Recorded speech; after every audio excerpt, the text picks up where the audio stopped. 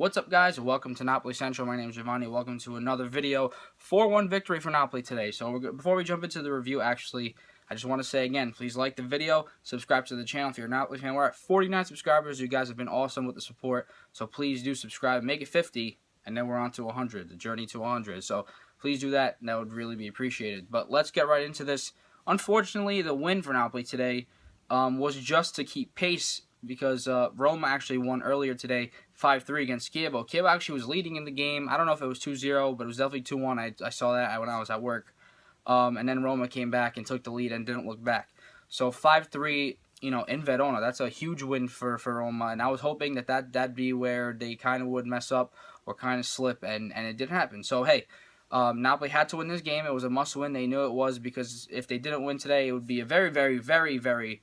well, actually, no. If they didn't win today, it'd be over for second place. So, keeping that win still gives them a chance. Although, I don't know if Genoa can really stop Roma the way they've been playing the past few games. And Roma really, against Juve, I don't know if I want to count that, because Juve didn't really even play that game. Let's be honest. It was a trash game from Juve. They knew they were going to beat Crotone. I'm not saying they did on purpose. Who knows if they did, but, they didn't play to anything. They didn't play to any potential that they have. But nonetheless, let's get into this game. The 4-1 scoreline might say that Napoli completely dominated the game, and I do agree that Napoli was the better team, the more dominant team. But to be honest with you guys, it's not like the scoreline makes it seem like there was a further gap. And even though Napoli was obviously superior, I'm just saying, what I mean to say is Fiorentina actually did have some chances that Reina had to make a couple saves on. They did have a lot of possession. It was almost even the possession. Napoli wasn't as sharp today on the passing as usual. Accurately passing the ball, making the right plays towards the end, things like that. Towards the end of counterattacks and attacking, chances. But Fiorentina had some chances, and they strung some possession together. They had a lot more possession than Napoli would have liked them to have, believe me. In the past few games, we're used to seeing 60-70% possession. That didn't really happen today. And so Fiorentina played hard. Reina had to make 2 saves, one in the first half, I think it was. Whenever it was a huge deflection that he had to get, he barely got a hand on to send it out of bounds right next to the post, right near the post. It could have gone in for a goal. Second half, when it was already 4-1, and it didn't really matter, Babacar actually got a counterattack. And still, even it could have been 4-2, even though it would have been 4-2, Reina still made a great save for Napoli in that instance. So it was good to see him also have a good performance and things like that. But yeah, Fiorentina did play hard. Napoli was just the better team. So I'm just going to go over the goals real quick. I was looking before because I wanted to get Mertens' goal total correctly, so I actually had to redo this video.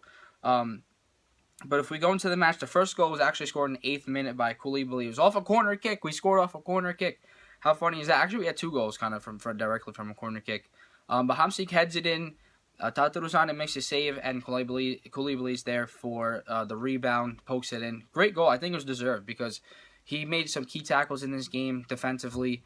There were some replays I saw where he makes great tackles, even sliding tackles. Like, he's very good at not getting fouls. Most of the time. But great. I think it was deserved for him. Second goal from Insigne on a counterattack. Mertens slides it to Insigne. He gets the assist. And Insigne was alone in the box. I was just hoping he would shoot it quickly because it looked like the defenders were running back or behind him, catching up to him. And he slotted it near post, kind of like last week's goal, to make it 2-0. And that's how the first half ended. There could have been more goals. Actually, in this whole game, the scoreline could have easily been, 8 goals for Napoli, 9 goals for Napoli. It could have been like 8-3 or something like that. Napoli had a lot of chances that they missed out on. Callejon missed out on a huge chance. Mertens in the first half dribbles past the goalie, then shoots it wide when he could have just took it when he was one-on-one. He would have finished it. He's hot this season. I don't know why he didn't try to finish it. Mertens at the end, Callejon at the end had 2 plays where, one he shot it and Tatarusano made a save right up front. The other one he took too long and tried to pass it off. So it could have been a lot more, just like the Torino game last week. Even though it was 5-0, it could have been 10-0. So things like that. But going to the second half, it was 57th minute. Mertens scores his 26th of the season. This was kind of off a corner kick. Well, it was off a corner kick, and I don't know what the defense was doing, or Tatarusano, if he just came up empty. But the ball landed to Mertens somehow, and he's, literally right in front of the goal, and he puts it in to make it 3-0. Illicic was good this game, actually, for Fiorentina. He was very involved, and he scored their 1 goal, so deserved for him, I'd say. But then Mertens shortly after, that was a 60-minute. 4 minutes later, Mertens makes it 27 goals, with another goal to make it a 2 for him in the game. And then he ended up coming out later on for Pavoletti. So, nonetheless, he scored 2 goals. He's at 27 on the season. He's had an incredible year, and that's your recap for the match.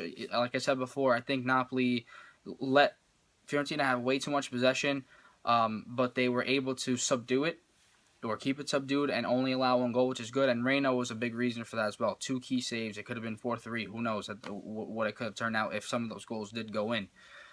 So, it's a great win nonetheless, because Fiorentina isn't a bad team. They're just struggling this year, but a good win nonetheless, and it still keeps hopes alive for that second place finish. So we'll see what happens.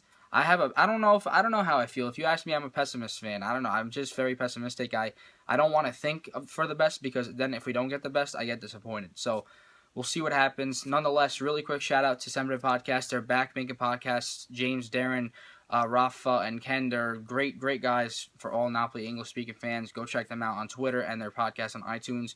Go check out SSCN America on Twitter as well. My friend Daniel runs that page. We found that page maybe 2 years ago. We have 1,000 followers on there, so awesome thanks to you guys. And remember to please like this video and subscribe to this channel. You guys will always have these reviews every week, and I'll try to get more content out for you now that the season's ending. So thanks for tuning in. Forza Napoli Sempre, and I'll catch you guys later. Ciao.